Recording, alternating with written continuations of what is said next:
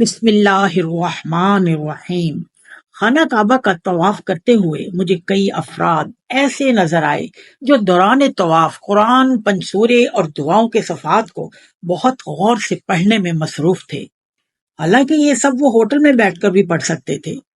اللہ خود تو پردے میں ہے، لیکن یہ گھر اس نے ہم فقیروں کے لیے ہی بنایا ہے تاکہ ہم یہاں آ کر اس سے اس کی رضا، اس کی رحمت و برکت، اس کی مغفرت اپنی ہی زبان میں مانگ سکیں۔ کیا آپ یہ سمجھتے ہیں کہ اللہ کو عربی کے علاوہ کوئی زبان نہیں آتی؟ اللہ تو وہ بھی جانتا ہے جو ہمارے دلوں میں ہے اور ابھی زبان تک پہنچا ہی نہیں۔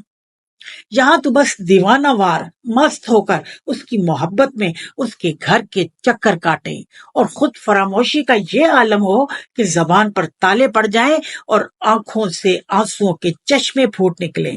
ہماری دعائیں، ہماری التجائیں، ہماری تمنائیں بن مانگے اللہ کے عرش سے لپٹ لپٹ جائیں۔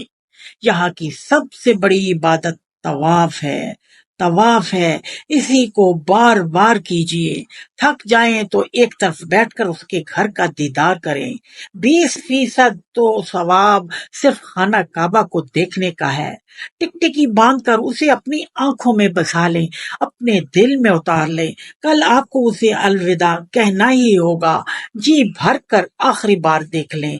کون جانے کل دوبارہ آنا نصیب ہو یا نہ ہو۔